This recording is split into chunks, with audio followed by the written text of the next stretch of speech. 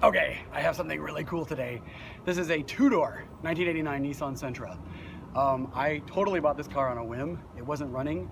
It was about to go to the wrecking yard, and I saved it. And the coolest part about saving it was that a day later I had it running. It just had a clogged fuel injector, and now it runs great. Cleaned it up, and it's a really special little car. It's actually a lot of fun. I never really realized how much fun these cars are.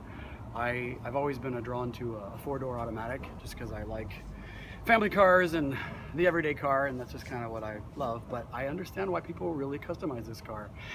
It's a little box, and it has the best proportions. It's almost like kind of like an 8-bit BMW 2002, if you were to sort of break down the proportions of what the car looks like. And I kind of love that. And I also love, of course, that the styling is super sheer, super boxy, that their surfaces are almost like mirrors in the way they reflect. And so it's pretty cool. I'm excited to get to know this car a little better. I don't know what I'll do with it. I like learning little tiny things about it. Like, for example, in 1989, they changed the headlights. So they added a sort of a rounder turn signal in '89 because they're anticipating the arrival of the next generation Sentra, which was a much more timeless, maybe organic design. You know, the car was obviously very sheer, so they were trying to normalize it a bit more. In the back, they got rid of the chamfer and the taillights for the last year as well, or for 89 to 90. Anyway, what I love too is that it's a total base model, and I think it needs to stay a base model.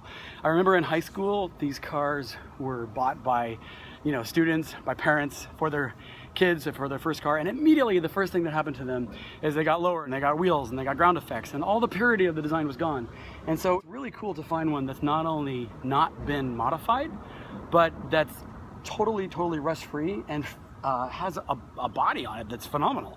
So cheers to whoever let this little car stay true to what it is.